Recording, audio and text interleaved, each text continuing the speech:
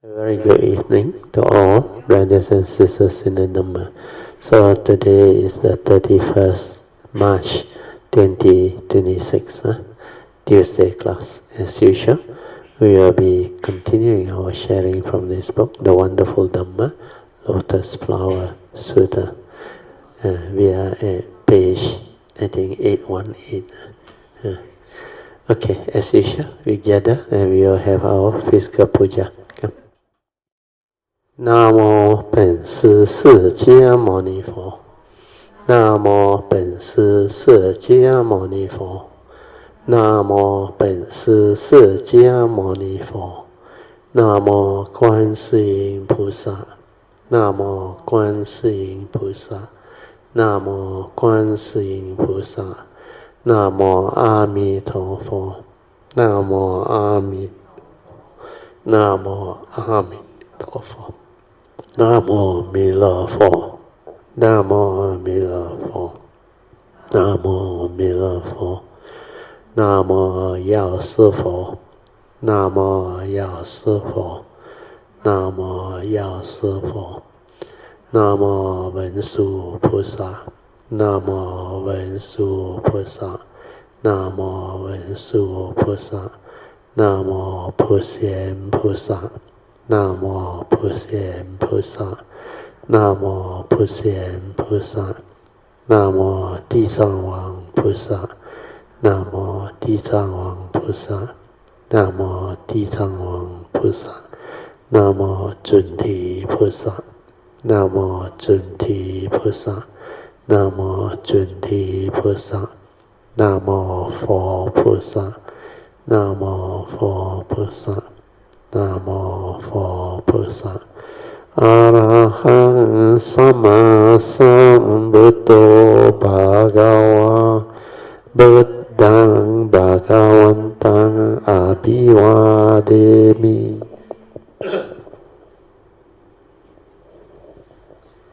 สวากาโตบะกาวะตาธัมโมธัมมังนะมัสสามิ สุปฏิปันโนภะคะวะโตสาวกสังโฆสังฆังนามามิ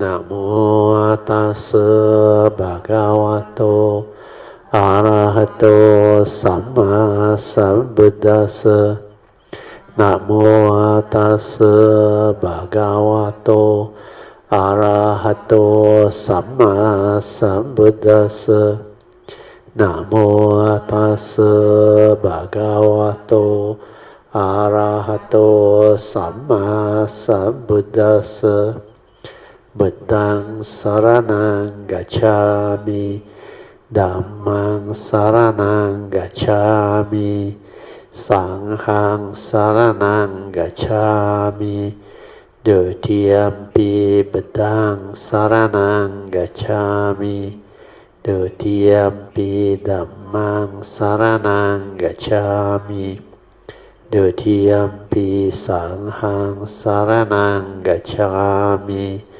Tatiyampi bedang saranang gacchami Tatiyampi dhammang saranang gacchami Tatiyampi sanghang saranang gacchami Panati pata veramani sikkhapadang samadhiyami Adina dana veramani sikkhapadang samadhiyami Kamesu chachara Veramani sikkhapadang samadhiyami Musawada veramani sikkhapadang samadhiyami Surameraya majjapamadatthana Veramani sikkhapadang samadhiyami Ganna sarapa diptena ติ na tamadang sina ti loka dipang sambudang yayami tamo nudang ganda sambara yotena dupena hang sugang hina pujaye pujaniyang tang puja bhajana muttamang vanda nanda guno petang etang kesuma santatin pujayami munindasa siri pada sarorohe pujemi bedang kesumena nena punnena motuhaut pupang melayati yatta idang me kayo tata inasa bawang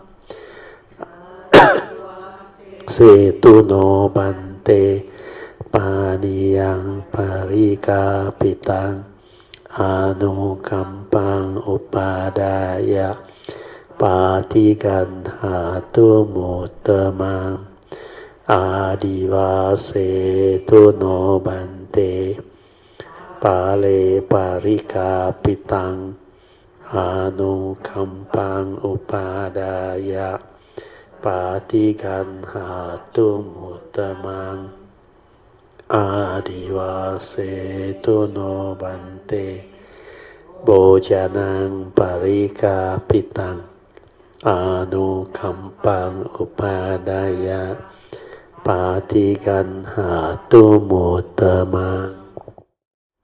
Okay, now we will chant the Puja aspiration based on our understanding of the significance of all these Puja offerings. Significance of offering of light. May this offering of light to the Buddha brings forth the causes and conditions to illuminate our mind and help arise the needed clarity and understanding to dispel all darkness or ignorance therein. Significance of offering of water. May this offering of pure, clear, cool water lead us to the pure, clear Dhamma that cools and doses off the fires of all defilements within our mind. Significance of offering of incense. May our morality, virtue, and understanding shine forth far and wide. The fragrance of this incense, which we are offering to the Blessed One, who is perfect in wisdom and virtue. Significance of offering of fruits. May this offering of fruits remind us of the Dana Parami of generosity and the fruit of all karma, so that we will diligently strive on with heedfulness to attain the path and fruition as soon as possible. Significance of offering of flowers. May this constant offering of flowers to the Blessed One strengthen our faith and constantly remind us of the impermanence of this body, so that we will diligently and sincerely strive on to cultivate Sila, Samadhi, and Panya, leading to ultimate liberation, the born-free Nibbana. Making of overall aspiration. By the power of all these merits born of these offerings, may our spiritual faculty of Saddha, Virya, Sati, Samadhi, and Panya be further strengthened until they become balas or power, sharing and transfer merits to all beings. May these merits be shared and transferred to all beings without exception, especially to those who have the condition and affinity to receive them. Sadhu, sadhu, sadhu. Okay, let's pay respect to Puja.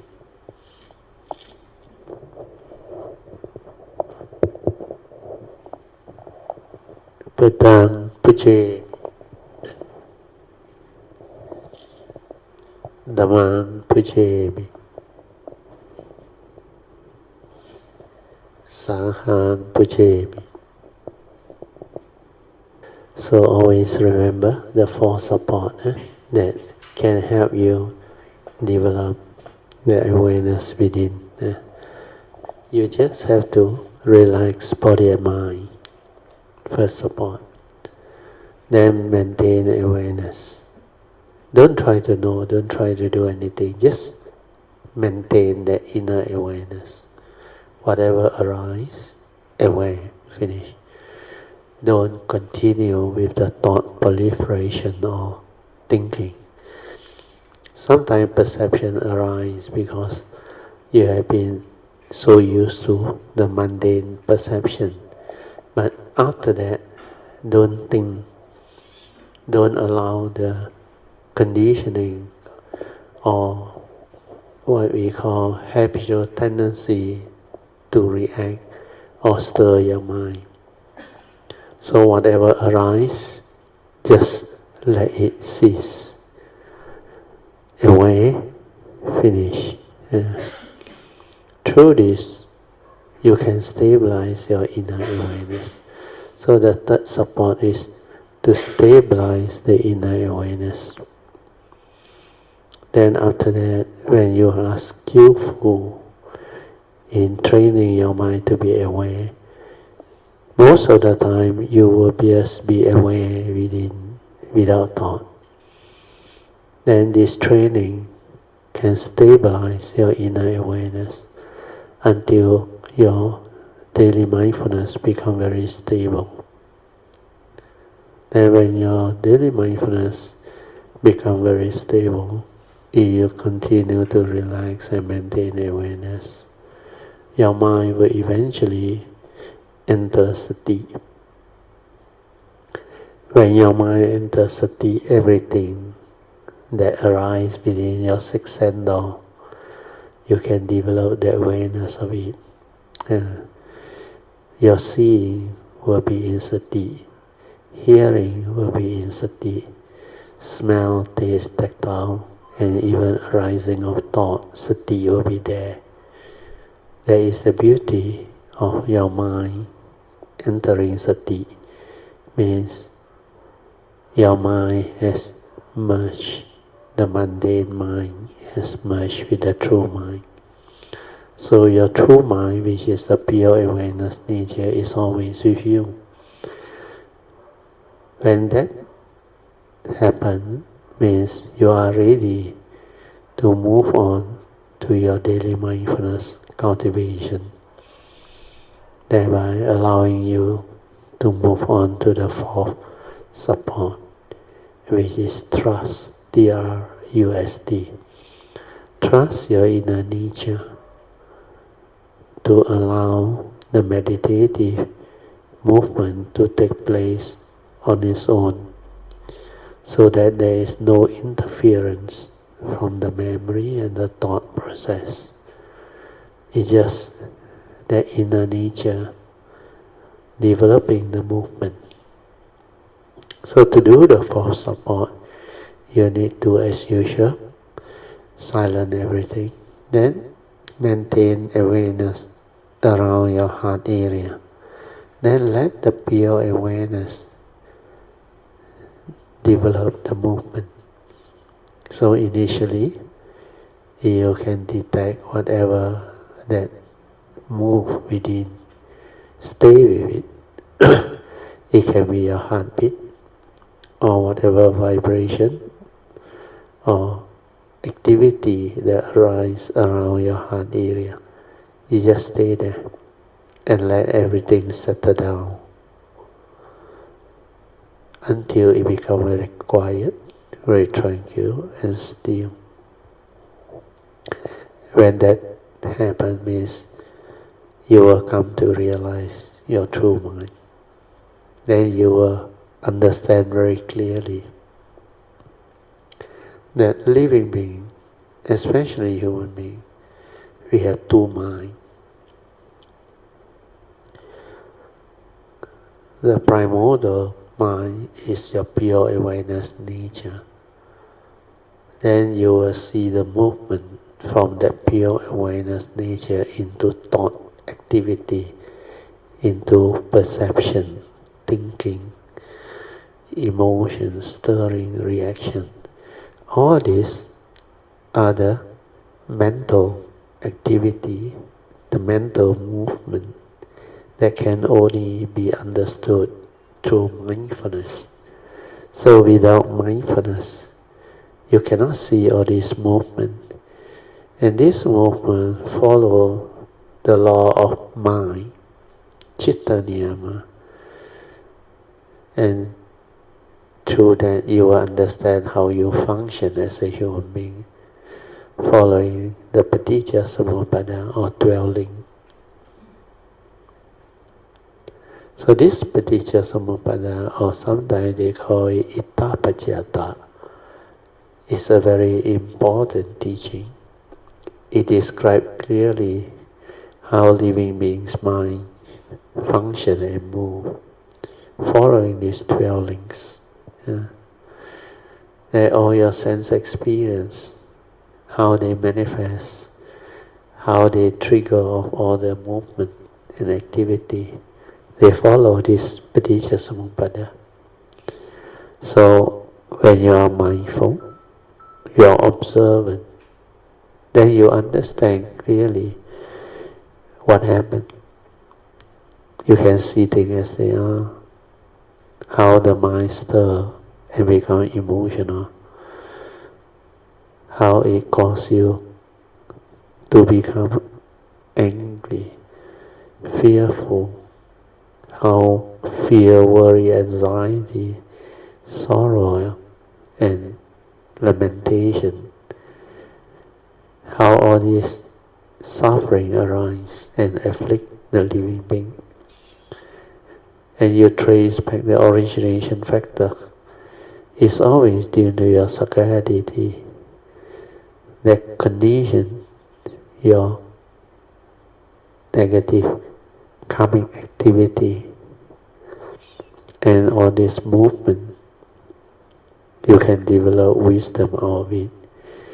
Then you ask yourself, why must you react and make yourself miserable, suffer, afflicted? Then, like the Buddha said, the third noble truth, cessation of suffering can be realized, which means suffering may not be. Cessation can be realized and understood.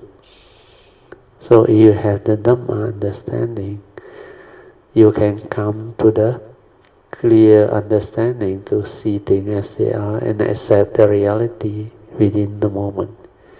Condition like that, things will be like that. That's why the Buddha said, thing is just the way it is. When condition is set, it cannot be otherwise. The movement will be that direction. So realizing all this important Dhamma understanding is very important. That's how you develop wisdom. And to really develop wisdom, you need inner awareness. That's why awareness-based meditation is the only way. Whereas thought-based leads to delusion. Because the Dhamma that we are taught, that the Buddha has taught us, is clearly explained by the Buddha under his what they call salutation to the Dhamma. When he recites the Dhamma, he very clearly mentioned that this Dhamma that he has realized is akaliko, means timeless, beyond thought, beyond time. Then the other characteristic too, it is sanditiko, can be realized in the here and the now. So if it's akaliko, timeless, beyond thought, beyond time, then how can you realize it through an instrument which is limited at the thought level? So thought-based activity or meditation, or if the instrument of thought is used to meditate, Who is a meditator? The thought. When the thought is active, you cease to be aware. And when you cease to be aware, you cannot be heedful. When you cannot be heedful, how can you understand what is going on within the moment?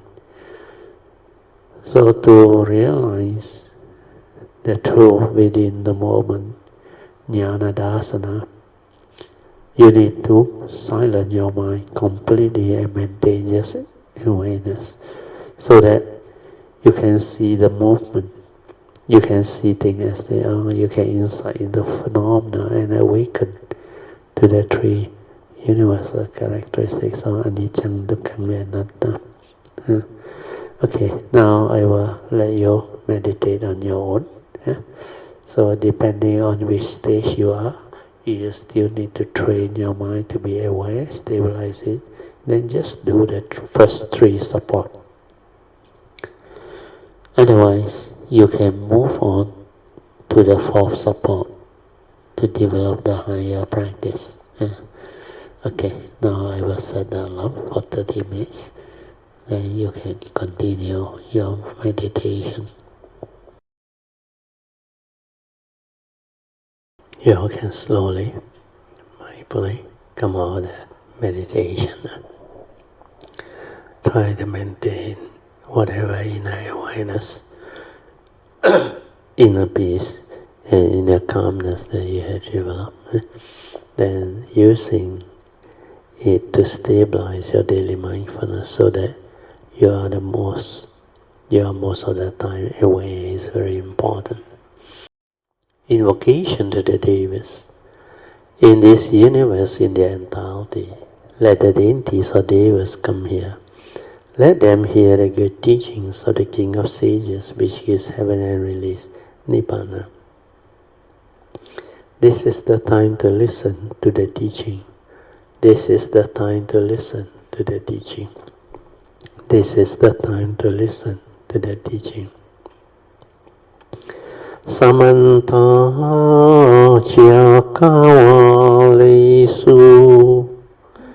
Atra Gachantu Devata Saddhammang Munirajasa Sunantu Sakamokadang Dhamma Sharing Kalo Ayang Badanta Dhamma Sharing Kalo Ayang Badanta Dhamma Sharing Kalo Ayang Badanta Namo Tassa Bhagavato Arahato Samma Sambuddhassa Namo Tassa Bhagavato Arahato Samma Sambuddhassa Namo Tassa Bhagavato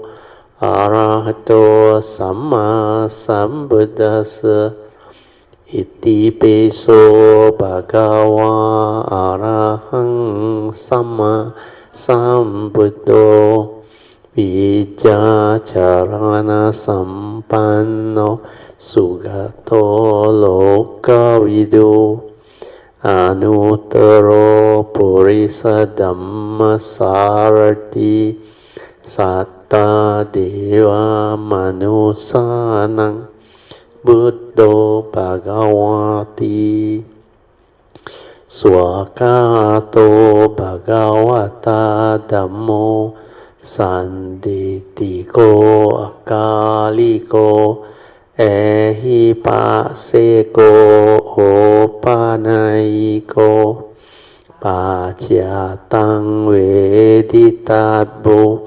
Vinohiti Supatipanno Bhagavato Sāvaka Sangho Ujupatipanno Bhagavato Sāvaka Sangho Nyayapatipanno Bhagavato Sāvaka Sangho Samicipatipanno Bhagavato Sāvaka Sangho Yadidang Chattari Purisa Yukani Atta Purisa Pugala Esa Bhagavato Sākasaṅgo Ahuneyo Pahuneyo Dakineyo Anjali Karaniyo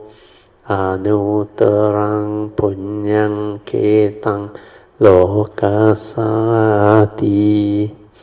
Sadhu, sadhu, sadhu. Okay, you all can we sit that? Then we'll continue from where we stopped.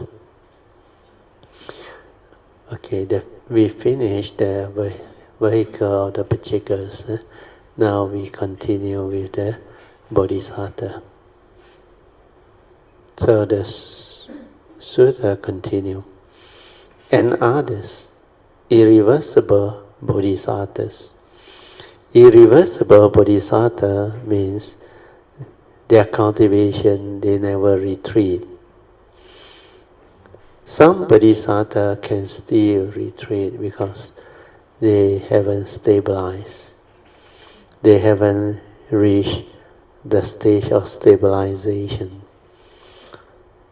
If you want to realize the irreversible or the non-retreating Bodhisattva cultivation, you must at least realize the third stage of Bohi-mind development, at least. That third stage of Bohi-mind development is the Bohi-mind that can illuminate our true nature within clearly. So here the sutta says some Bodhisattva, they can still retreat from their cultivation.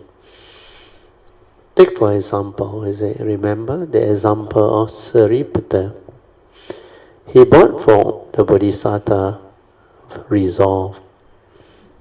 Means he took the 4 basic vows of the Bodhisattva.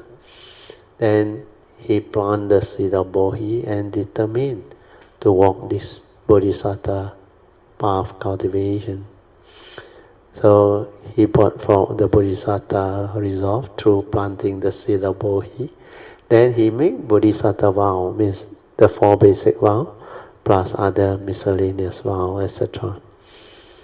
And he developed the affirmation to determine, to cultivate this Bodhisattva conduct or Bodhisattva way cultivation. But then, as he cultivated, he was actually tested on one occasion. And here is mentioned by宣化, but he met someone who won an eye, and he gave him the wrong eye. When the man rejected his eye, Sariputta retreated from his Bodhisattva resolve. So this one was a very, I think is quite I should say, an example that can actually let cultivator of the Bodhisattva way realize. Sometimes even great cultivator like Sariputta, foremost in wisdom during the Buddha's time, his cultivation of the Bodhisattva way can also waver. Then he can also actually, at that time he gave it up actually.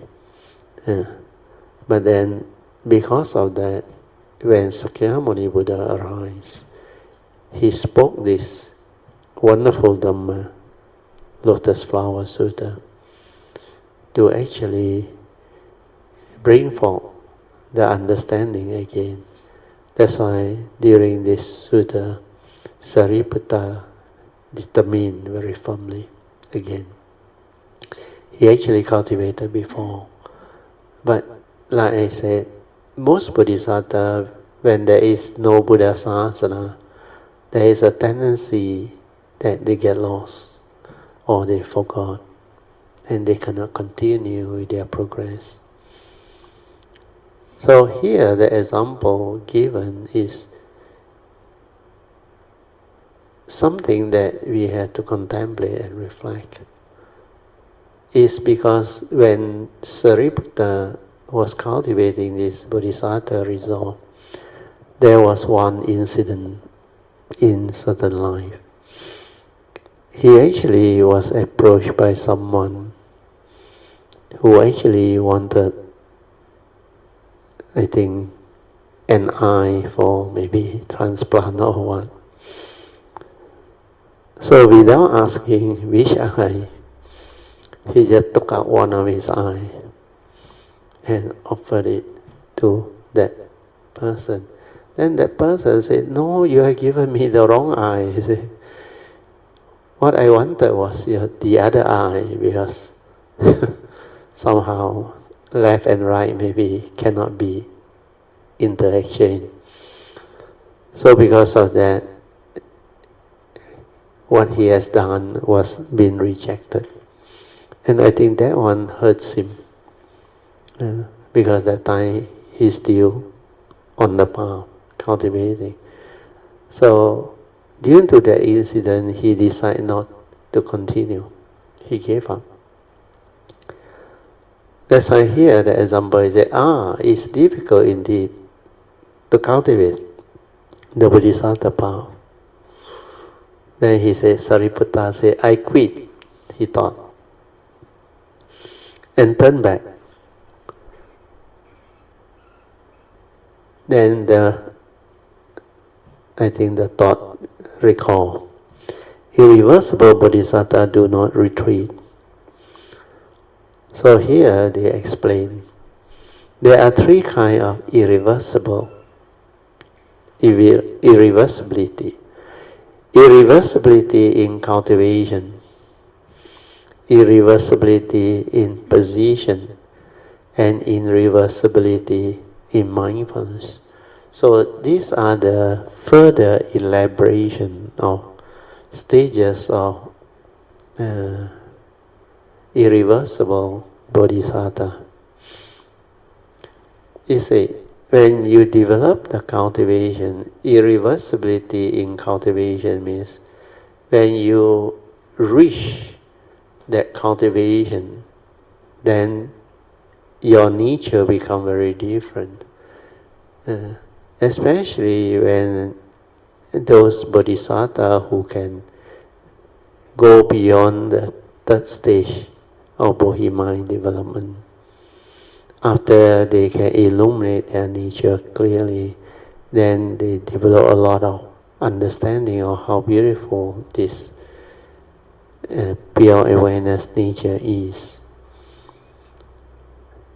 Then they will move on further to the fourth stage of Bodhi mind development, where the Bodhi mind develop the clear understanding and stability of practice, which enable them to renounce samsara, whereby then they know the Bodhi mind that can renounce samsara means samsara is nothing to them.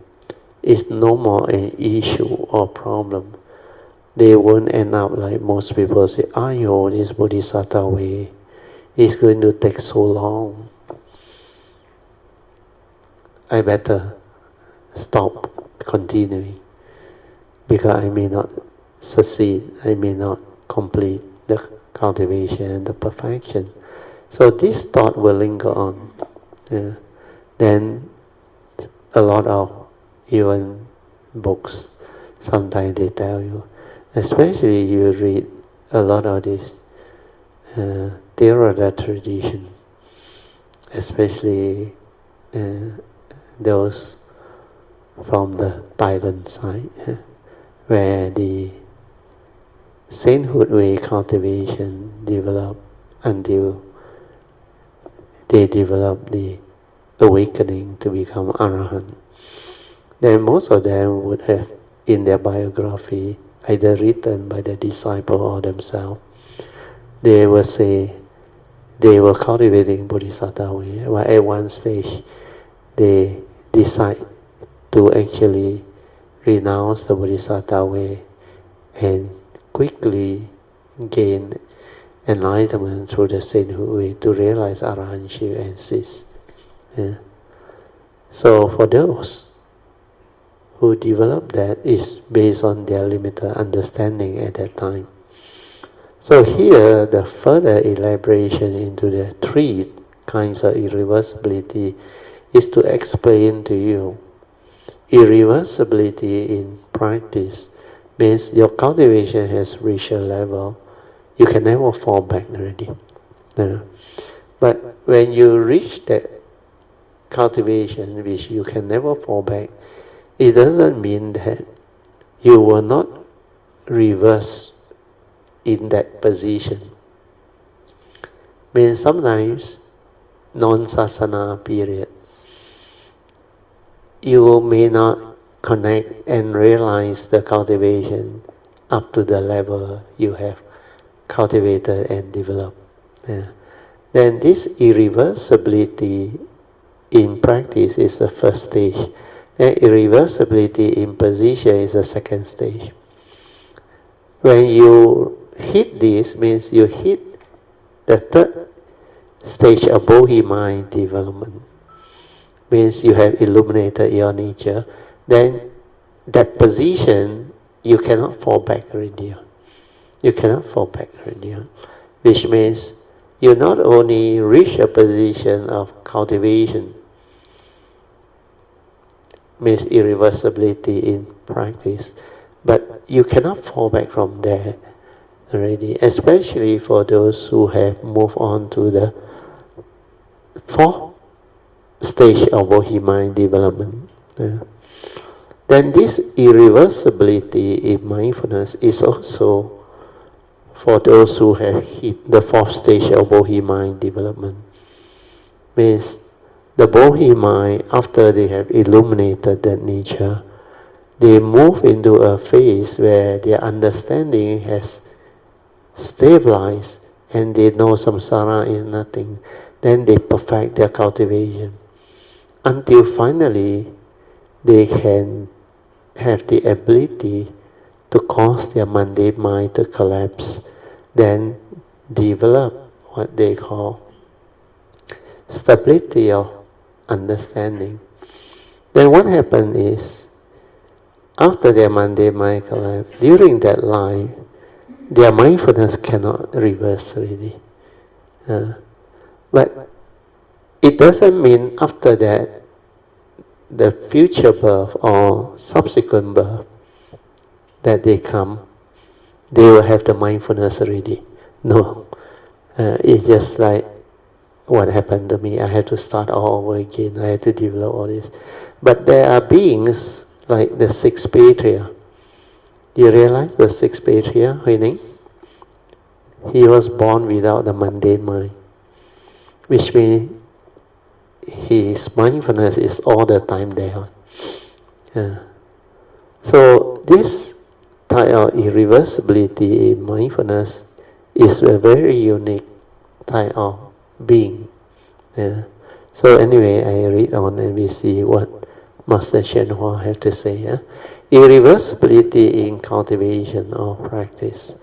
You want to cultivate the Bodhisattva way or the Buddha Dhamma, you should seriously consider what is entailed.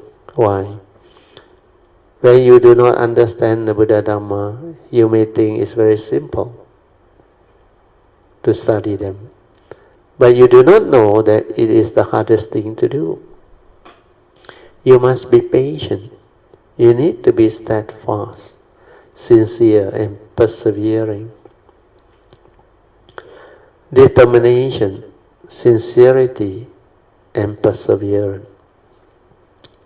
Actually, the word faith is missing. You should include faith. Maybe this determination, which is a type of virya, and perseverance is the same. But you develop this determination with the faith, then it's the same. Huh? So faith, like I always share with you, if you are sincere, you have the faith, you only need to persevere. With these three qualities or prerequisite to cultivate the Buddha Dhamma, you will complete your training. Yeah. So first, your resolve must be steadfast. Means your faith very strong. You hold on to that faith, then it drives you to cultivate that resolve. He used the word you must think, actually not think. You must determine. My sincere wish to study the Buddha Dhamma is more solid than Vajra. Vajra may be the hardest thing there is. That's why Vajra stands for diamond. But I am even more firm in my resolve than diamond. You shouldn't study the Buddha Dhamma today, give up tomorrow, and forget all about it on the third day. That's not being steadfast at all. Secondly, you need to be sincere. You should not be afraid of any difficulty, suffering, or hardship. Thirdly, you need to be persistent. You should not give up. That's why you have to be very, very patient, and your resolve must be very strong. When you encounter difficulties or hardship, you must never give up. Yeah. Having these three qualities is to be irreversible in practice. So this one is another way of putting it. So this one is generally, those cultivators, the way they know. You have these three qualities, faith, sincerity, and perseverance, you will complete the training.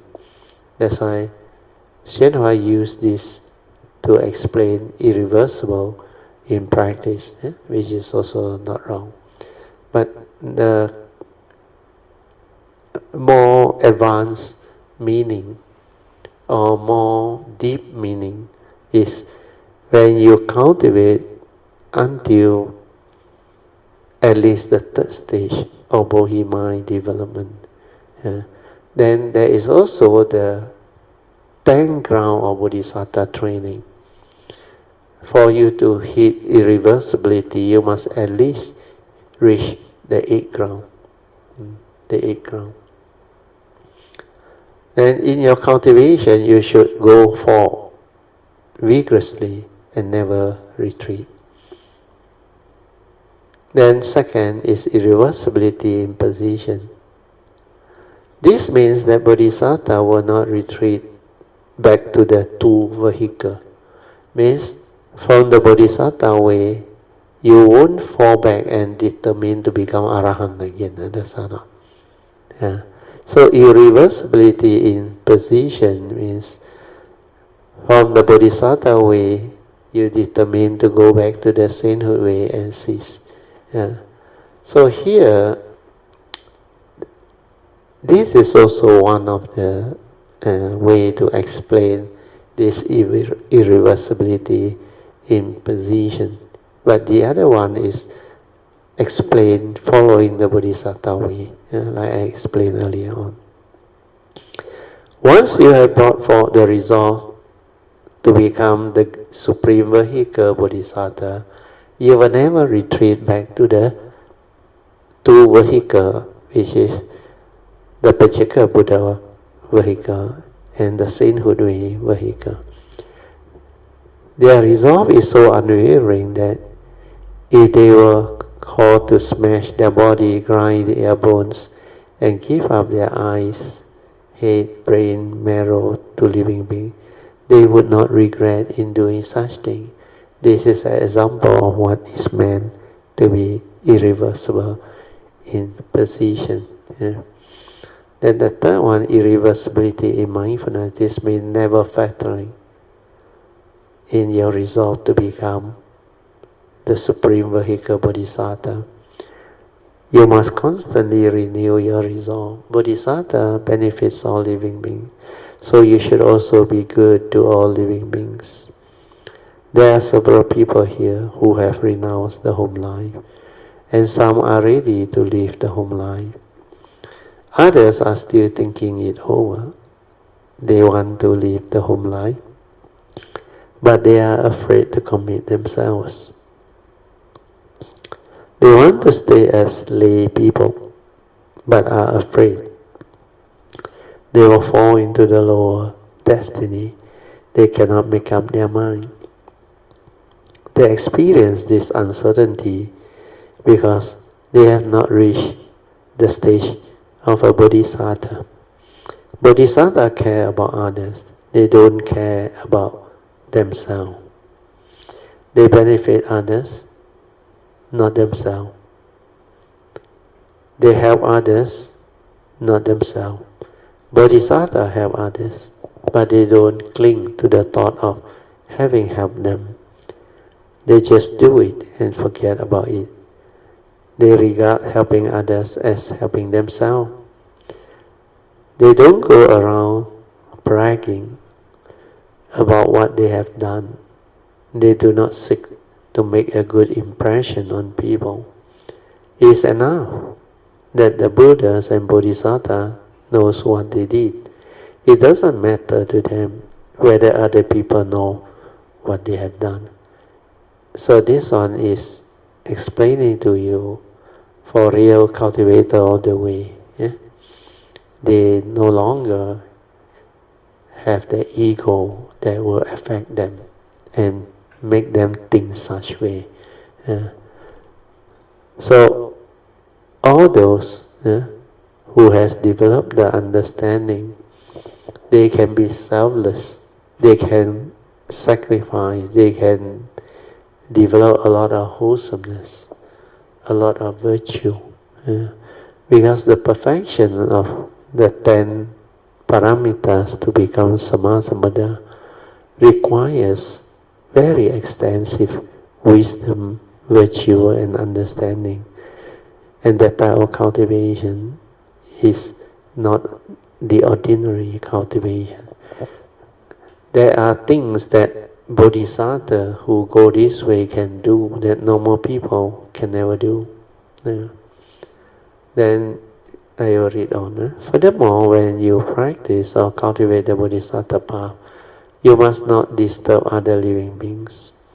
If you want to cultivate, do not cause other living beings to have affliction.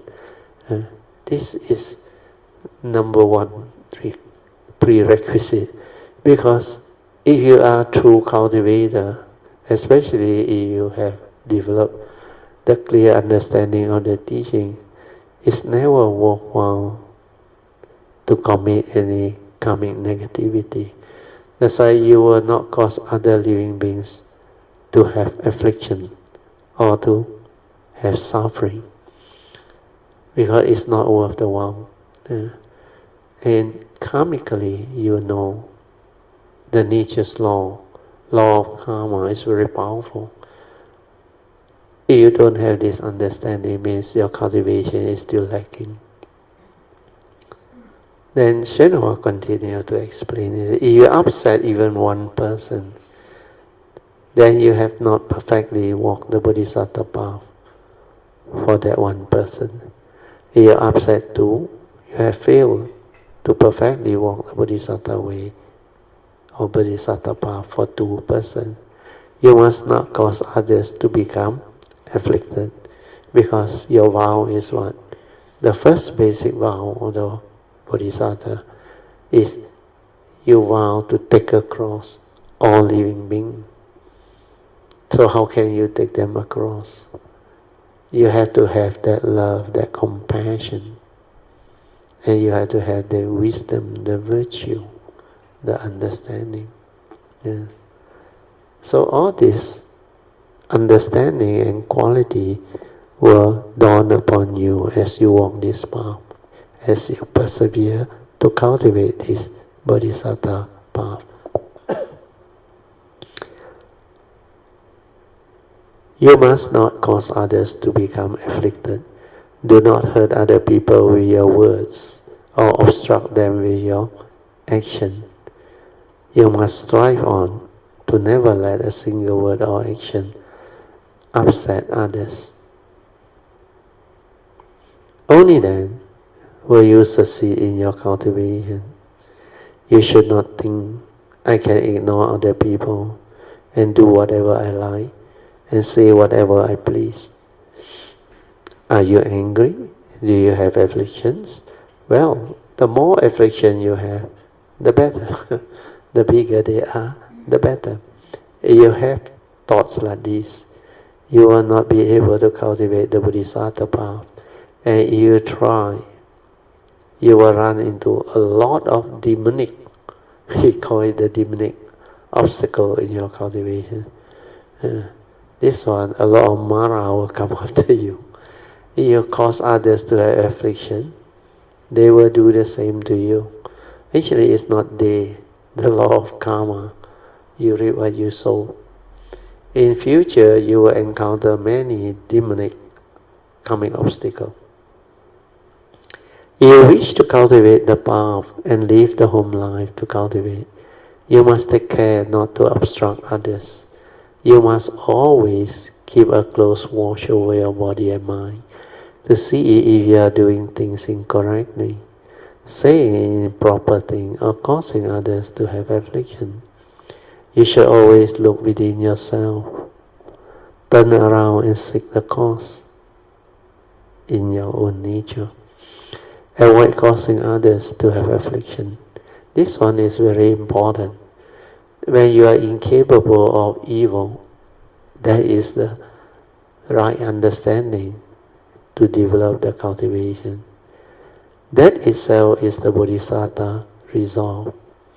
So avoid causing others to have affliction.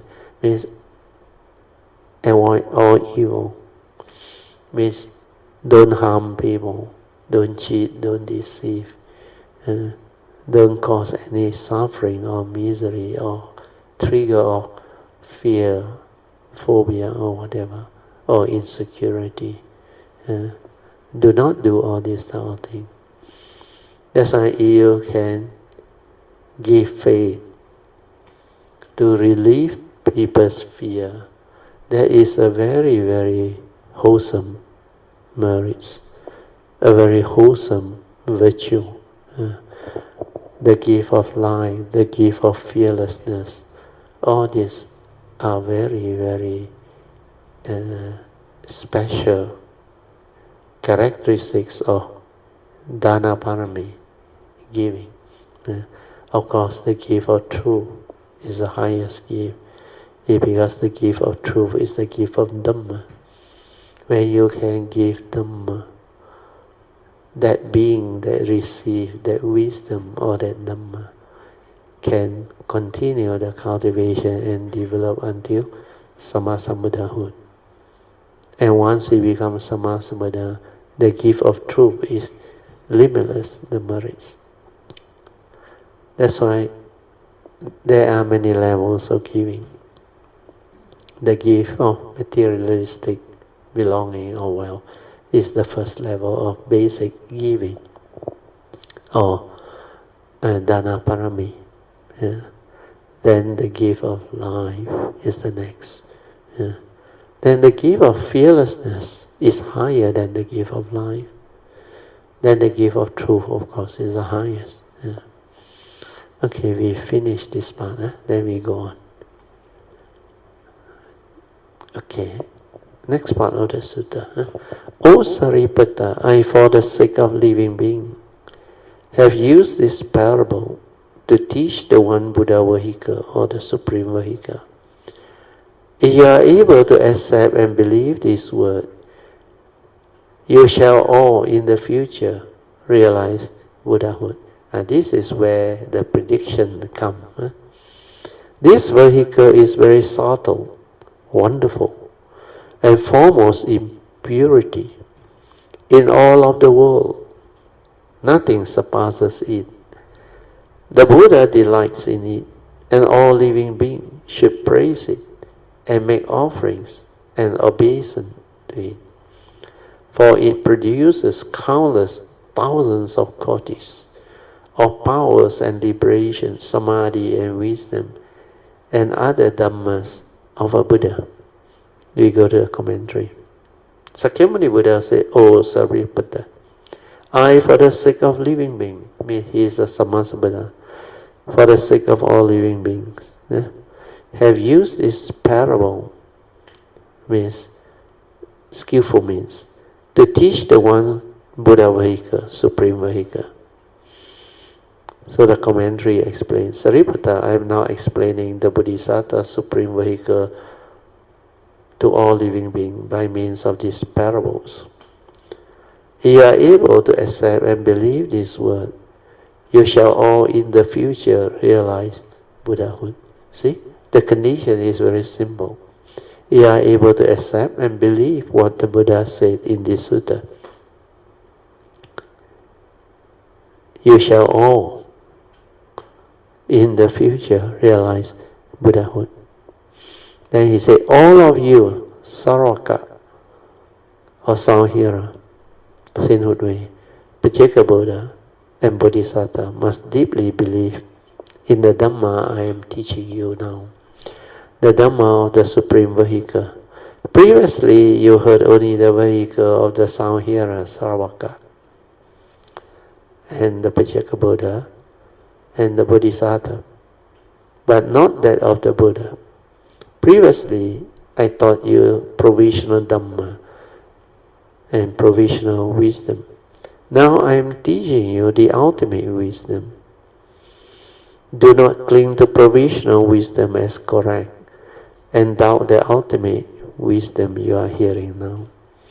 If you listen to and accept what I say, you can all become Buddhas. So this one is a very important statement. To understand this, you have to understand the big difference between the Bodhisattva way and the normal sainthood way and the Pacceka Buddha vehicle way. Having known the difference is because the Bodhisattva way take long period of cultivation. Its cultivation involves very extensive cultivation, and it can actually take living being many aeons. Even the fastest is almost 4 aeons. Like Sakyamuni, who took the wisdom way, he took 3 3/4 asankhaya kalpas, 3 3/4 over cycle. Then those who go by the faith take about twice the amount of time to train to perfect. That one is 8 world cycle. Then those who go by the faith, they take 12 world cycle, like Amitabha Buddha. So this Bodhisattva way is very unique, but most people cannot really comprehend what this Bodhisattva way is, because they have not completed it, they have not developed the full training.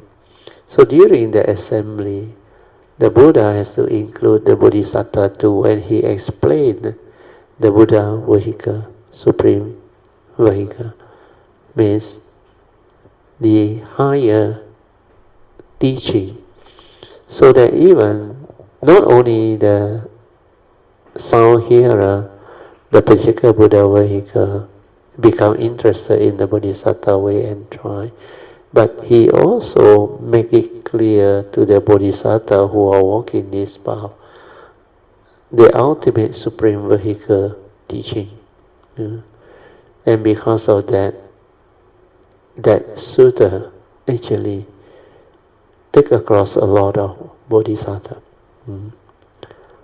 That's why he guarantee you, if you listen carefully and develop the faith, then you will all become Sammasambuddha. He said, if you listen to and accept what I say, not only have faith, but accept what he says, means have strong faith, then you all can become Buddhas. Then Sakyamuni Buddha continued. He said, this vehicle is very subtle, very wonderful, and foremost in purity. You can never find a cultivation, a teaching that is so wonderful, so unique. And it is the foremost in purity, means nothing can match it. Yeah. It is so complete.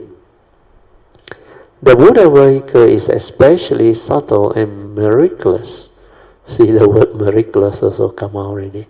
It's not only wonderful and amazing, it's especially subtle, very subtle, then miraculous. It is foremost among all pure Dhamma. As long as you have faith, you can become a Buddha. You do not need to create a certain amount of merits or cultivate like I did for 3 3/4 great Asankaya eons in order to become a Samasa Buddha. Now I have spoken about the Dhamma door of the one and only Buddha vehicle. As long as you have faith in it, you will have a chance to become a Buddha. In all the worlds, nothing surpasses it. The Buddha vehicle is the unsurpassed Dhamma door. The Buddha delight in it. So the commentary say the Buddha are most delighted by this Dhamma door.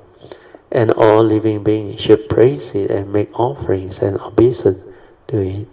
So all living beings should praise the Dhamma door of the Supreme Vehicle, or the Buddha vehicle. Make offerings to this special teaching, Mahayana text, the wonderful Dhamma Lotus Sutra, and worship this great vehicle, Buddha Dhamma, for it produces countless thousands of kotis of power and liberations, samadhi and wisdom, and other Dhammas of a Buddha. Commentary. The Buddha has countless thousands of kotis of merits, and 10 kinds of wisdom power, 8 kinds of liberation, and all kinds of samadhi and wisdom, and many other Dhamma doors accessible only by the Buddhas. Okay, then next part of the sutta.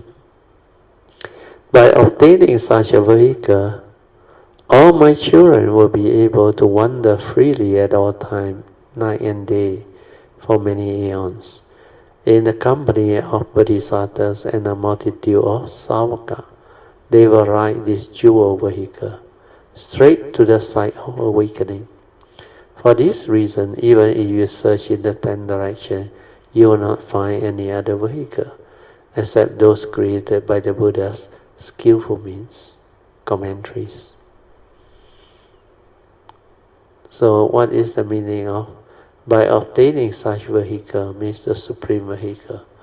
All my children will be able to wander freely at all times, night and day, for many eons, means the Bodhisattva way.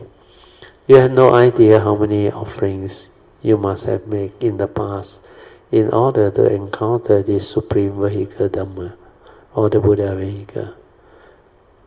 This opportunity indicates a rare affinity. Do not think it's easy to encounter. The previous passage introduced the great vehicle Buddha Dhamma to all living beings with impartiality. This passage says all living beings should be happy. Night represents living beings still living in ignorance.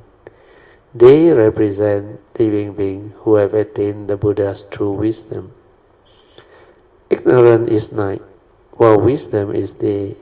Many eons refer to a long stretch of time, indicating that all living beings Since the time of Tathagata, lamp shining with the brightness of sun and moon have been taught and transformed by the Buddha, wander freely at all times, representing living beings, cultivating the great vehicle Dhamma.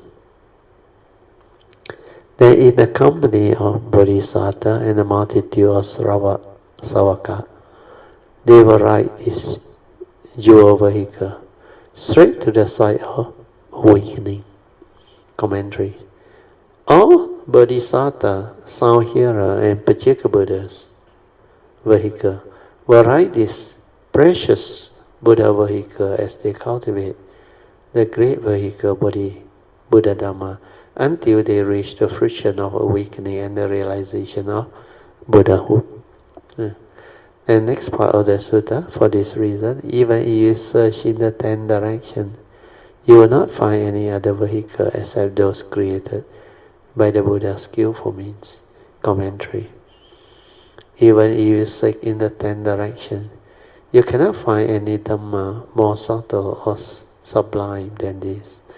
If you were to find some other vehicle, it would simply be one of the Buddha's skillful means devised to teach and transform living beings. Okay, we continue. This next part of the sutta says, I tell you, Sariputta, that all of you are my children and I am your father. For many aeons you have been scorched by many misery. I have saved you all, lead you all out of the three realms. Although previously I said that you have attained Nirvana, it was merely an end to birth and death, means arahantship level, and not the real Nirvana. Then, okay, I finish off this one first. What you should aim to accomplish now is to realize the Buddha's wisdom. Okay, we stop here. I will use the next 4 minutes to maybe explain to you all the earlier paragraph.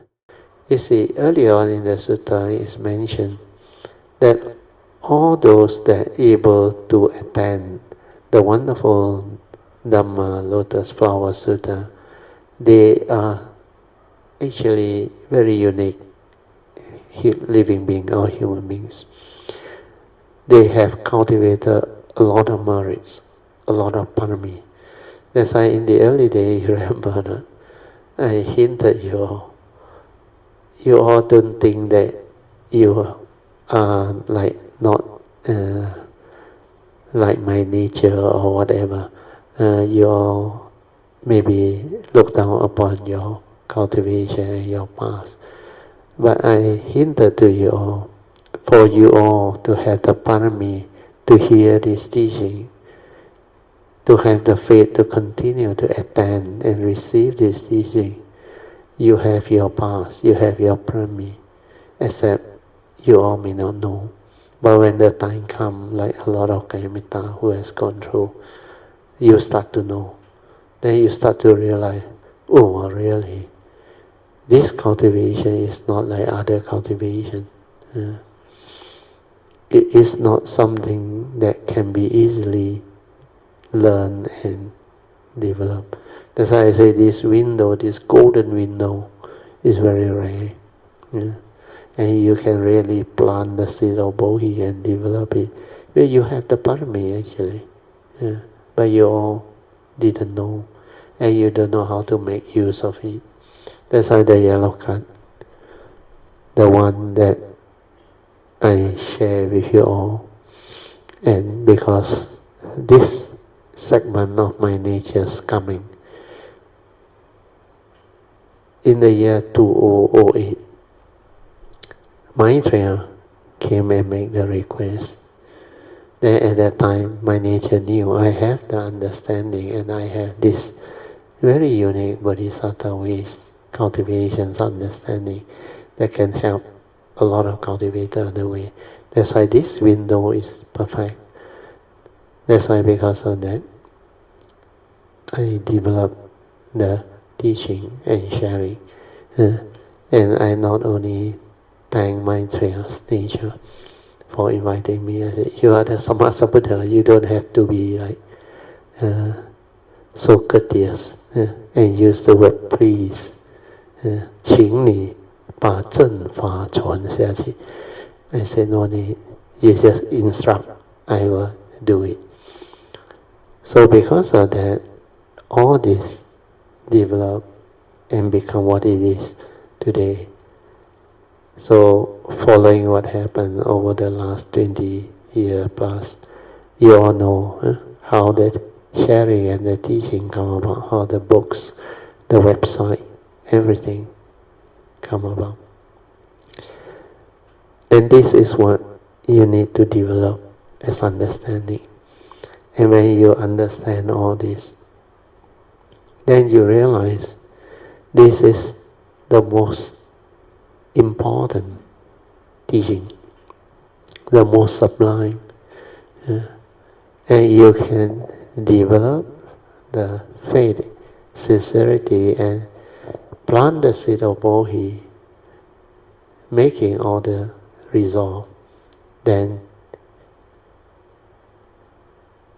cultivate the affirmation, means make that vow to have this understanding life after life whenever you choose to come or you have to come, so that this way is established. And when you plant the seed of bodhi deep with sincerity, faith and perseverance, all this understanding will follow you.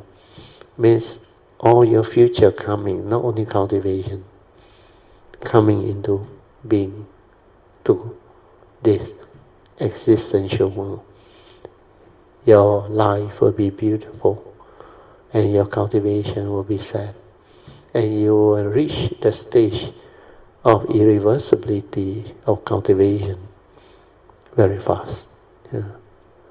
So all these are very important understanding and point of contemplation. Because if you reflect back, this type of teaching is so complete, so extensive, and if you understand the central teaching, the Four Noble Truths and its three turning, this is only the sainthood ways, what we call core teaching to become enlightened being. Means first stage of sainthood, Sotapanaship, Sakadagamiship, Anagami and Arahantaship. But not only that, because this teaching, the Four Noble Truths and its three turning, can be developed until perfection to be Sammasambuddha. And the extensive understanding, when you realize the Dhamma of the conditioned Dhamma of the conditioned world and the unconditioned Dhamma of the Bodhisattva way, you will have the understanding to live life. Then like the saying goes, the Heart Sutta, when you realize true emptiness, you develop ability to understand existence wonderfully. True emptiness is wonderful existence. That statement shine forth and become the pinnacle of wisdom that a cultivator can have. Means whenever you choose to arise or you choose to come, all this understanding will pave the way for you to have the beautiful life, the wonderful life. And you reflect and contemplate on this teaching. It's so perfect, so beautiful, so sublime. And this one is money cannot buy. And it's a rare gem, really rare. So if you have the window and the condition, do not waste it. Do not let it slip by. Okay? So, now we stop for toilet break, 3 minutes. After we come back for second session. Okay, now we come back to our second session. So today, don't worry, song is already ready to share. Let us allow Brother Song to share. Okay. Brother Mr. Steele 大家晚上好。Brother 我 share 一个experience， 就是before Chinese New Year 的一个 experience。那天是星期二晚上，我坐在那个椅子上，我很 relaxed 的就在听Brother 你的 sharing，听得出有一个 moment 的时候，忽然间我 aware 到我的里面讲 agree， 他讲了2次 agree， 然后下一个 moment， 我在 awareness 里面看到我的这个 center 里面understand， 我第一次可以看到，usually 我们是讲 understand 是在 top， 但是你都不能够知道你 understand， 这一次你可以看到在你的 heart， 就在你的 center 那边，他这样子，这样 understand， 看住他 understand， 就因为这个 incident， 然后我才发现到原来我已经睡下去了。对。所以那个时候他一 agree understand 了以后，我的满碟麦我就 arise 那个满碟麦来听 Brother 你在 share 什么。然后我才知道，原来Brother你在 share 关于讲那个满碟麦到那个 top 的那个 process， 你在做这个 explanations。其实我才发现到整个 section 我在做的时候，我是睡下去的。但是因为他那个 agree 一 arise 的时候，因为就像我上次在做梦这样子，那个梦一来的时候，你会 aware 到，对，所以那个过程，好，然后就第二天 so happen 那个 conditions， 那个 short video 放的就是讲这个12因缘，又是讲这个 top 的那个process。那个早上我在听的时候，忽然间我的那个mind 它变成很 stable 的 mindfulness， 我的那个 mindfulness 就跟着 Brother 你的这个 sharing 这样子一直 move， 一个 part 一直这样子的 move 下去。不是在听，但是很奇怪，他就这样子，那个mindfulness 跟那个你的explanation 就这样子的一直 move 下去。后来当你讲完了以后，我里面的一个 understanding 是讲，当你有了 understanding， 每一个人有了 understanding 了以后，你的 explanation 就是这一个，对，就是你不要就你的 sharing， 对，就是你的这个 sharing， 就是当每一个人有了 understanding 了以后，他的 explanation 都是这样子，对，都是这样的。因为你 have this ability, because you have developed the stability of cultivation to listen from the heart. Then 你经过 a lot of contemplative wisdom and direct seeing and understanding, and that process actually is not easy. But because of the way your parami takes you, and you have this what I should say, affinity with the Buddha Dhamma and the teaching, it brings forth the causes and conditions for you to go through this type of transformation. So when this type of transformation happens, it brings him to another level of cultivation.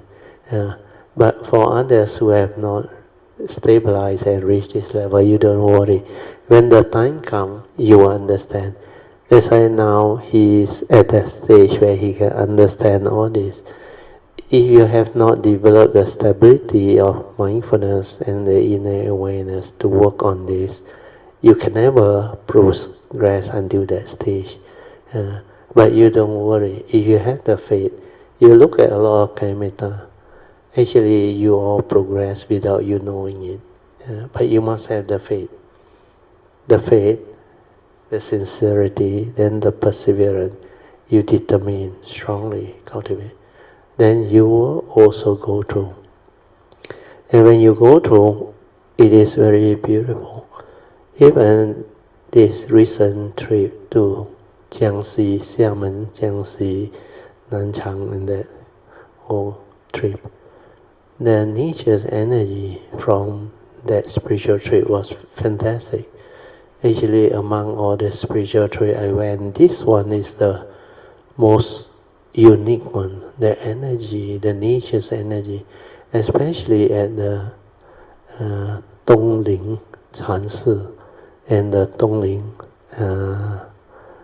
Jingtu, where they have the newly built temple with all the very beautiful building structure. There are a lot of very good relics and energy inside there, especially the pagoda area. And the whole of that, I should say, way place, Daochang. Then, even until today, the energy is still inside the nature, the heart there. And it has developed until very strong. And those who follow that trip one, I think the second last day when I had a sharing with a group of them, I think about 8 or 9 of them. They are all serious cultivators. And that time, I think they also experience a lot of things. Then, without a lot of them knowing what is going on, where we have been together for 7 to 8 days, our collective consciousness, our nature together with the spiritual great beings nature, all this has activated a lot of their inner nature. And some different stages of progress they may not know, but for those who have developed the progress, they will know inside very strong. Then when they come back, especially this coming retreat, they will become very different again. But not to say other Kayamita will not benefit. No, you will benefit to be our common fund.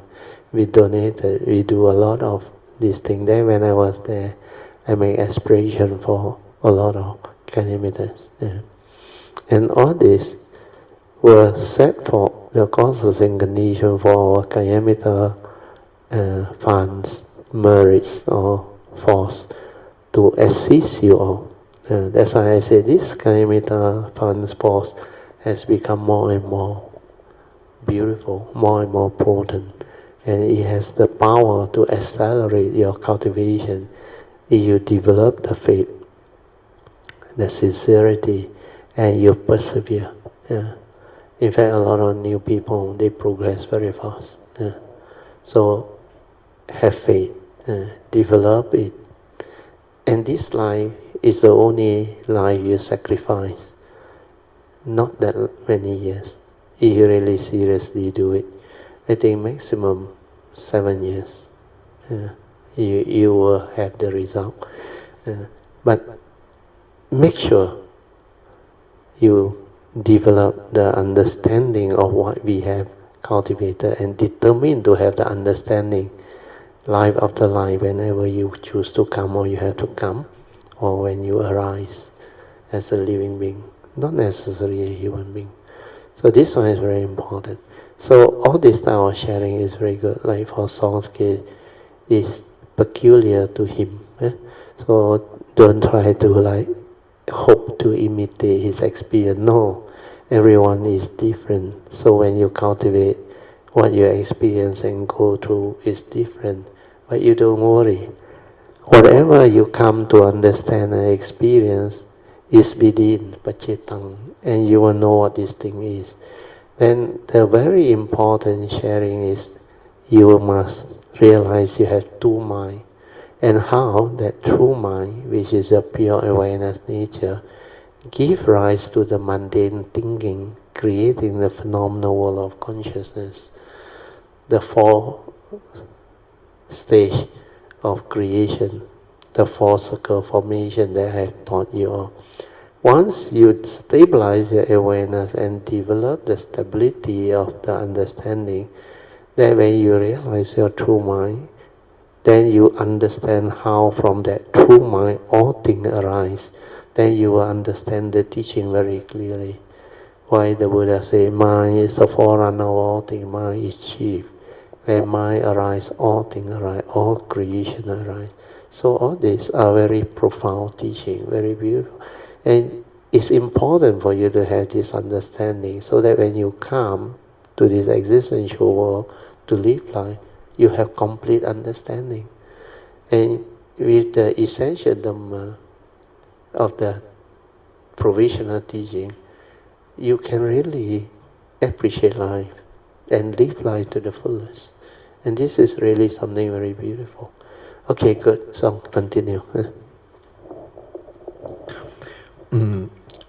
过后了，里面又understand 是说，就你的每一个 part 的这个 sharing 都是一个 understanding， 但这个 understanding 要去 cultivate， 一个那个 message 这样子。然后有一个 parts 的那个sharing。就你的那个另外一个 talk 的那个 sharing， 这个 sentence 我一听到时候哇，它很像 so powerful 的这样子就是it will impact upon you. 对 and it is very wonderful and very beautiful. And you are always like so amazed with all this. Where this type of sharing, this type of Dhamma is very difficult to come by on. And you must also have the causes and conditions to understand it. And when you understand it, it's so beautiful, really wonderful. 我听到你在讲的这句话就是 ，When you have a thought, you have a avijja. Yeah. 哇，这个 paragraph 就这样子像很 deep 的，就这样子的，就 impact 我这样。然后过后我就在 contemplate 我说哇，我都是这个 sentence。很 simple， but yet 里面有很多的 Dharma 要去 understanding， 要去 penetrate， 就是当你有 thought 的时候，我们要了解什么是 thought， 但为什么会有 thought？ 因为 avijja 就在那边，为什么有 avijja？ 因为没有那个 three right view。哇，这是整个的那种 Dharma 的就是只是这样一个很 simple 的一个的这个 words 哇，但是它的里面就是有很多的那个 Dharma。The Dhamma is very, very profound and very penetrative。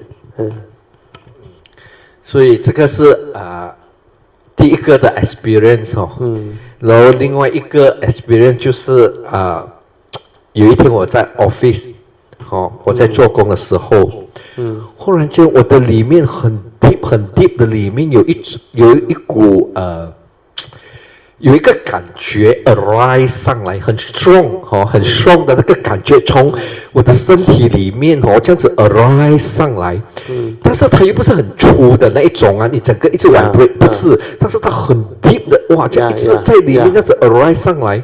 但是我在做工的时候，忽然间我就停下来，我去 observe 它，我讲what happening 我就去 observe 它。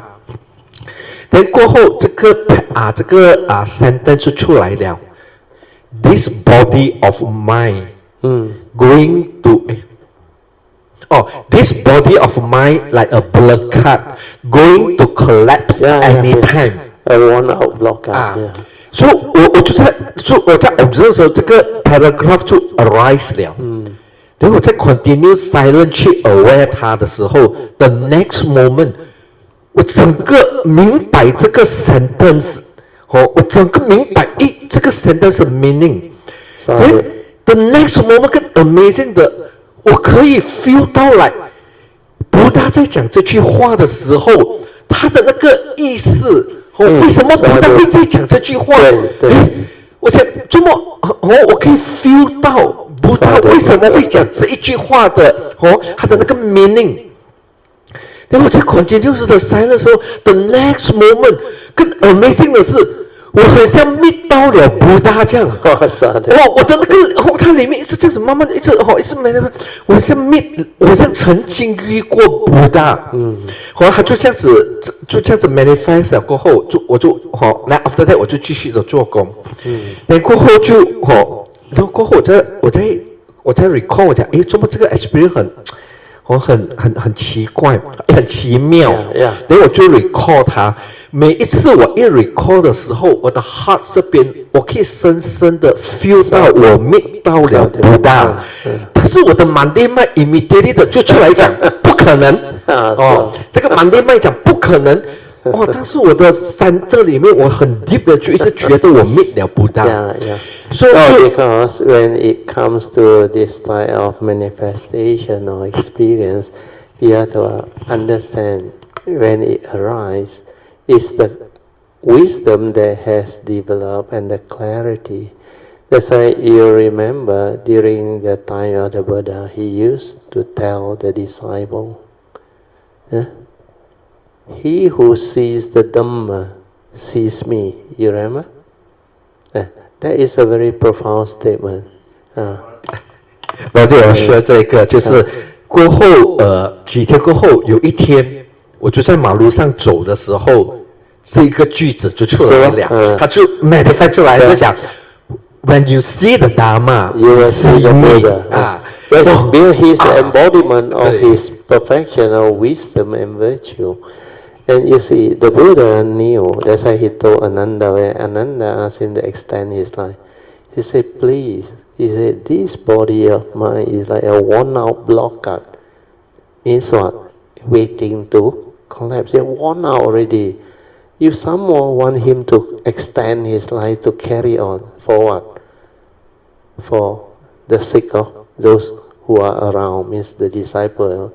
Got no meaning. He has been sharing and teaching them for 45 years now, since the age of 35.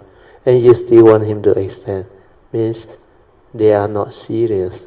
It's like in the year 2015, I remember, I told you all after the Sutta class, for the sainthood way, the teaching is there already. Everything I have shared already. It's only the Bodhisattva way, not yet. So, to the Buddha is the same, because all that he need to teach during that time, the provisional teaching, he has taught. Then privately he has taught the higher teaching to those who had the affinity and close to him. So all this, it will manifest. That's why when you cultivate at the heart level, the nature's level, you understand different things.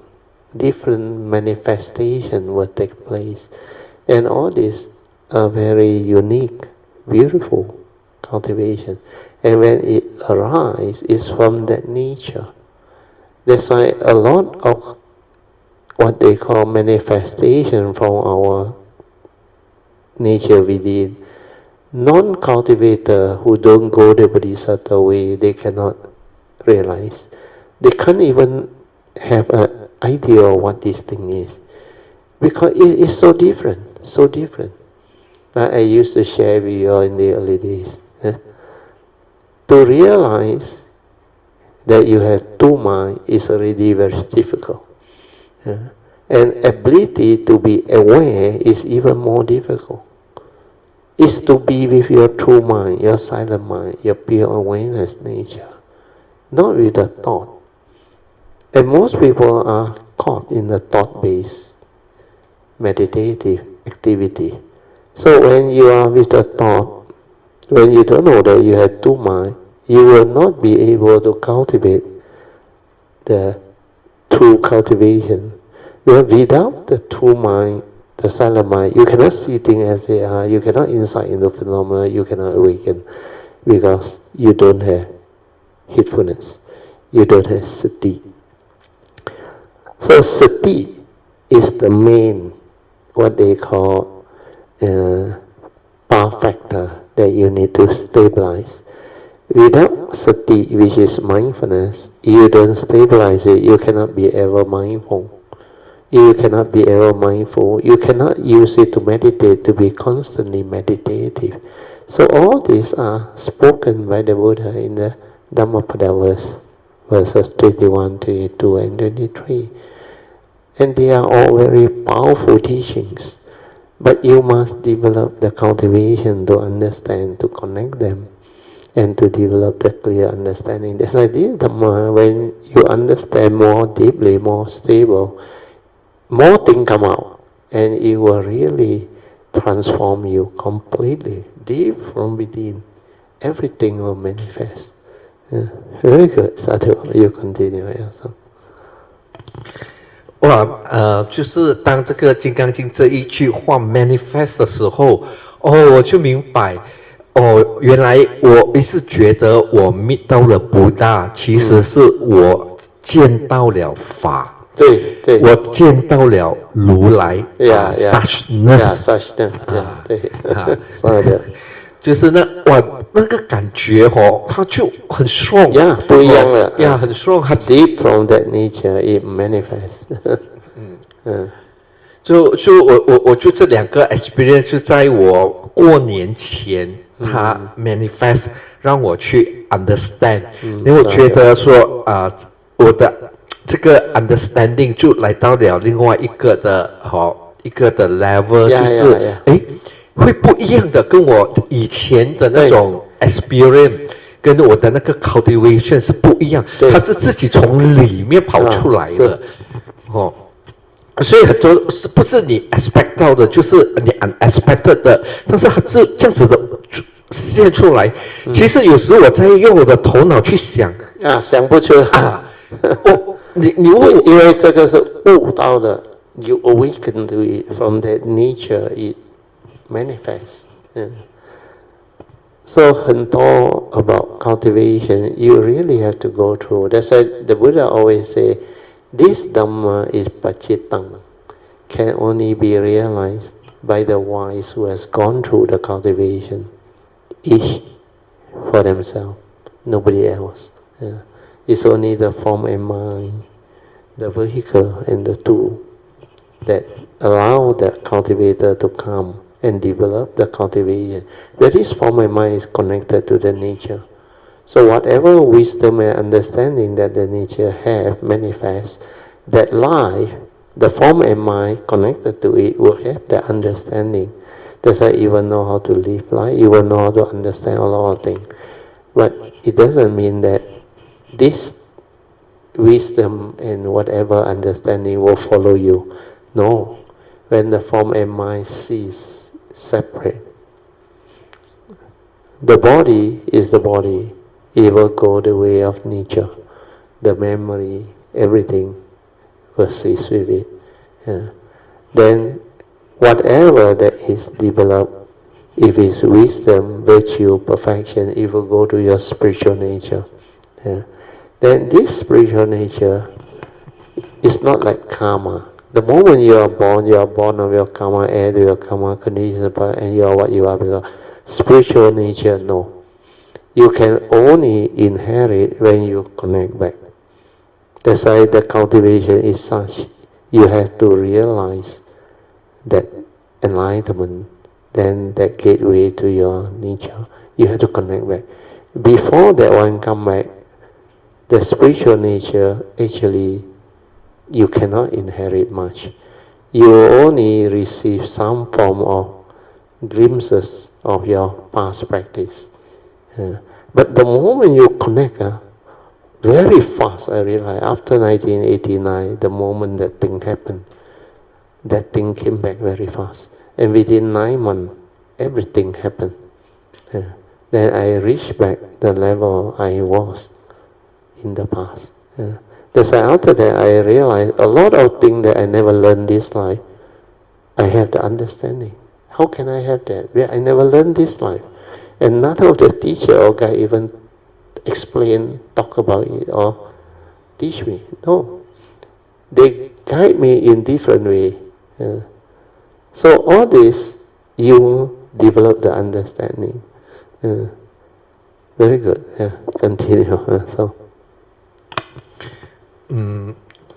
我这两个的 experience， 一个是 involve 在讲 talk 讲 mind，然后另外一个是在讲 body，所以其实这个 cultivation 要去 understand 这个 body and mind， 就很像是因为我最近我发现了，这个不是很像在心经里面所讲的就是这个身心，这个五蕴，我们怎样的要去了解，然后我们讲去 understand 它，然后去 awaken 它，然后去看破它。你要 penetrate it，that's why 照见五蕴皆空 ，you must illuminate it with the nature's wisdom light. Once you illuminate it, you will see very clearly. Then when you illuminate it with that wisdom light, you will come to realize that it is all empty, not what you think. That's why the Buddha straight away knew, this will not block out. But he knows it's not him, not his body. It's the segmented life, karmically conditioned vehicle and tool for him to come, to use, to perform the function of a Sammasambuddha. That's why when the Nimana Kaya, which is our functional body, together with the consciousness trapped inside, combined with the spiritual body, Sambhogaya Kaya, when you connect the Sambhogaya Kaya come back, then these two trigger of the Dhammakaya, the Dhamma body that can teach the Dhamma, share the Dhamma. That is how it happens. That's why before 1989, I have a lot of Dhamma knowledge, but I cannot teach. That's why I have to wait till that thing happen. Then after that, I lay low from 89 until 2004. 15 years, I didn't do anything.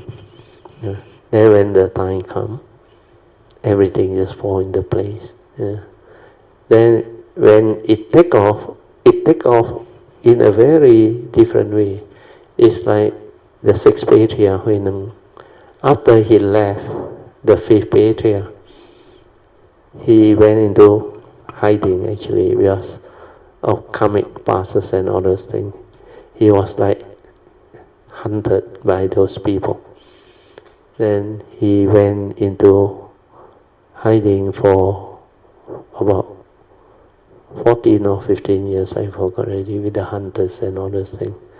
Then when the time come, he also knew the timing and the condition. Then he went to that monastery where he ordained. What is the name of the monastery? Guangxiao Si. That's why he went there. Then the flag and the wind incident and the abbot, they recognized him. So he showed the bat and the insignia, the robe, to prove that he was the fifth patriarch, as appointed by the sixth patriarch, as appointed by the fifth patriarch. Then they really were so glad and so happy, and they decided to ask him to stay there and teach. Then they ordained him and did all the things. That's why whatever that is meant to be, the causes and conditions will arise and it will happen. And his teaching is so unique. That's why when you allow all these great beings or cultivators the time to stabilize their understanding, then when they come out and teach and share, it's different. I realize because of that 15 years I lie lower. The moment I come out, the thing I share and teach, you all will realize, never change. That first day until now, the teaching is the same, except different stages of teaching. So initially it's a provisional teaching. That's why after I went through all this, then I realized the cultivation is not so straightforward. Because every life you come, how much time do you have? Let's say our civilization, maybe average lifespan 75. You're lucky, you live until 85 or 80 plus a bit. Then for those who live until 90, 100, of course their body also not much use already, I tell you. Especially you hit above 90. Your body is different already, body is still body. So what happens is, let's say 75 or 80, like Shanoha's case. By one age only you interested in Dhamma. Some people don't even have a chance to come into contact with the Dhamma because they embrace other religion, some free thinker and all those things. There's no affinity, nothing. Then let's say you have affinity, you're interested in become Buddhist and all, but your past cultivation affinity may not lead you to the true Dhamma cultivation. Then you get entangled with karmic obstruction and everything. You will end up doing the wrong meditation. And most of them end up doing thought-based meditation. So it's not easy. So, like the sutta mentioned, it's rare indeed the opening statement of a sutta. But these true teaching, the wonderful Dhamma, sometimes you can't even encounter it for 500 eons. And it's not 1 or 2 eons or 500 eons. You may not even encounter it now. Because the karmic is such, you completely lost on. Then, now that you see it and hear it, and you don't make use of it, I tell you, this window, once it's gone, it's gone. So a lot of this understanding, once you develop the cultivation, then you will go all out to make the affirmation, the resolve, the plant the seed of bodhi, then determine with faith, sincerity and perseverance to go this way. And ask for forgiveness, the karmic obstruction, all those things, clear. Then make the bodhisattva vow, include the miscellaneous vow, everything. So that whenever you arise, choose to come or have to come, all this understanding that you have developed now, this life, you must have them. If this life you cannot understand them so clearly, in future when you come, you don't stand a chance, I tell you. That's why my teacher, Ajahn used to tell me, no less than 6 times. We choose contemplate all the Dhamma, the understanding, until very, very clear. Until this life, it go deep into your nature. That's why when I come, I don't have to remember anything. All this understanding surface. And I know what is important and what is not important, and I will not get entangled with the wrong path. What is path, what is non-path, my nature can never go wrong. Because all this has been developed as strong understanding and resolve deep inside. So there are different ways to approach cultivation. So when you have the condition to receive this advice and understanding, like the Buddha mentioned just now in the sutta, listen and believe in it, have faith in it, and cultivate. Then you will develop the faith, the sincerity, and the perseverance, and you are destined to complete the cultivation. You will realize Samasa Buddhahood, and it's not difficult. When you understand, it's not difficult. When you don't understand, I tell you, it can be really very, very difficult. You will get lost in countless ways, especially thought-based meditation or thought-based activity. That one, a lot of living beings cannot clear. Where their thought entangled with a lot of karmic things, and they cannot come out of it. Where the karmic obstruction is very severe.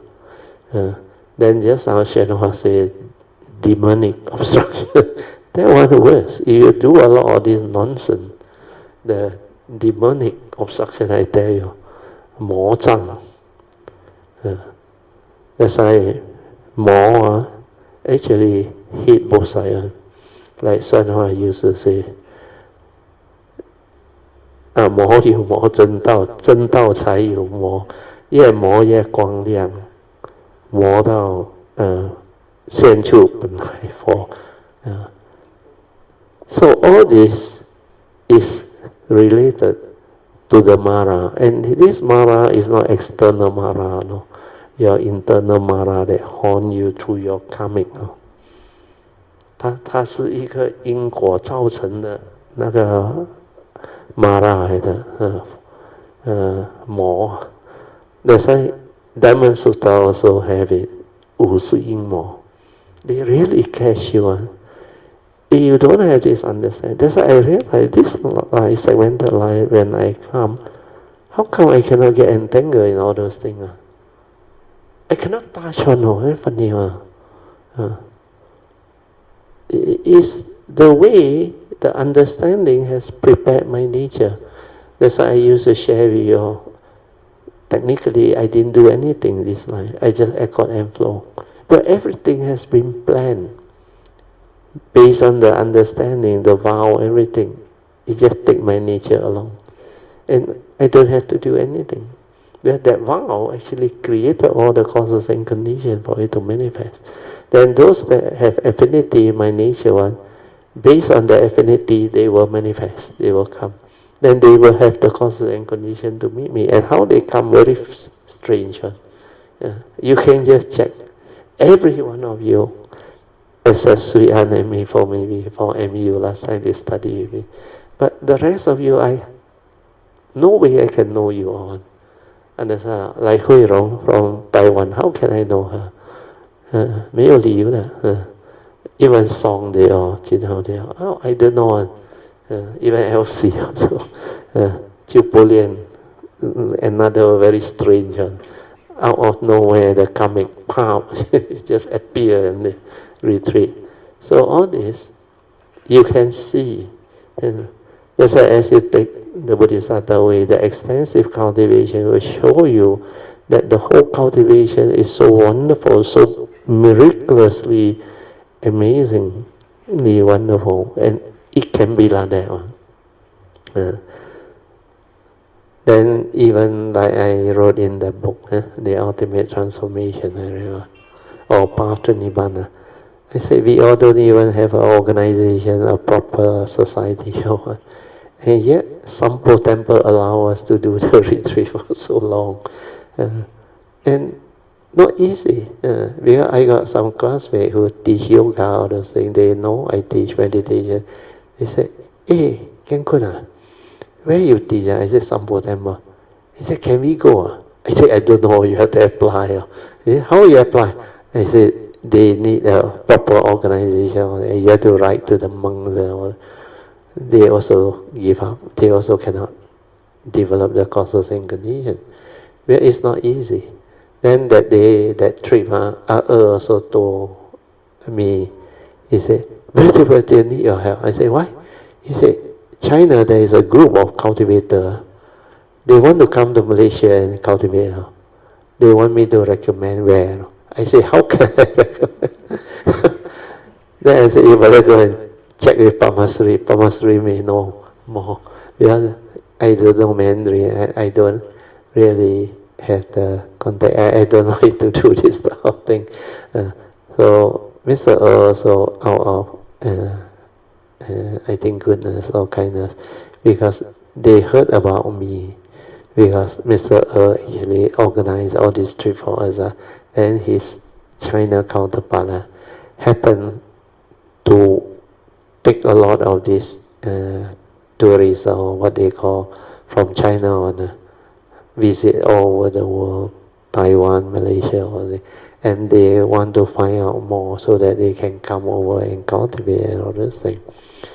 Then they heard about me because Mr. tell them, Brother Teo that lead this trip is a cultivator, and he really want a guide that can understand all this, then can propose the itinerary. Then all these guides that actually follow us, they go back, they were very amazed. Even these three, the two guys that follow, they are very amazed. They end up calling me Sifu. That's why it's very, yes, they won't believe, no. So amazed, the weather, everything, all like perfect, no. The first 6 days was fantastic. Then everything just happened. Oh, sorry, time out already. A song you better wind up.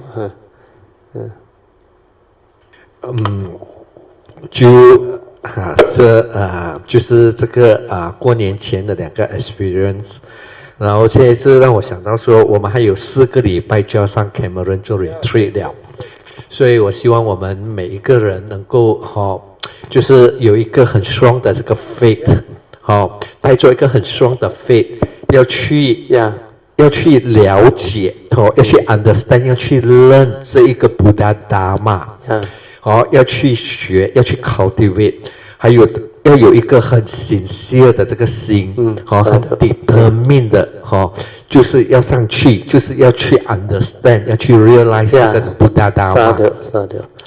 那么还有最重要的，我们要对 Bhagavad 的 nature 要有很 strong 的这个 faith， 让 Bhagavad 的 nature 来 guide 我们，来 lead 我们，来让我们去 cultivate。所以这个 faith 要很 strong 的，要很 deep 的 faith 对 Buddha Dharma， 对我们的 teacher， 还有对这个 condition， 这个 condition 是1年1次。